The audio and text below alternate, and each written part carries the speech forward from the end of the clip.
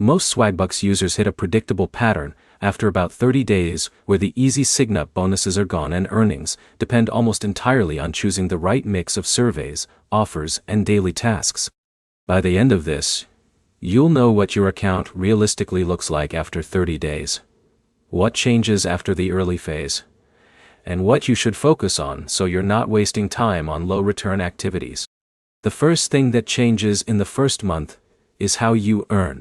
The early stage usually feels fast because new user tasks and high-availability surveys show up more often. After that, the platform shifts into a steady routine where you see fewer high-paying opportunities and more repetitive, lower-value tasks. What that means is simple. If you keep doing random tasks, your time return drops.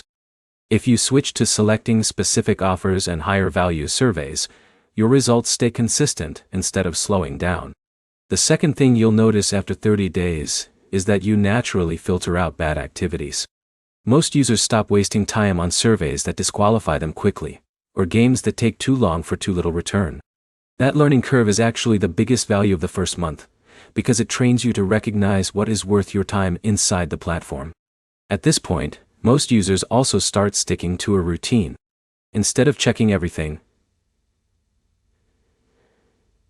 they focus on a small set of daily check-in tasks, a few targeted surveys, and occasional offers when they appear.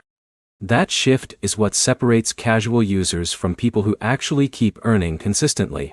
The third change is expectation adjustment. Swagbucks stops feeling like quick money from everything, and starts feeling like small, repeatable earnings from specific actions.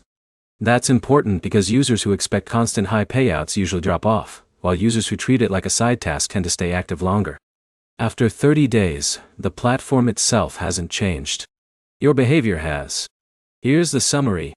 First, early bonuses and easy wins fade after the first phase. Second, your earnings depend more on choosing the right tasks instead of doing everything.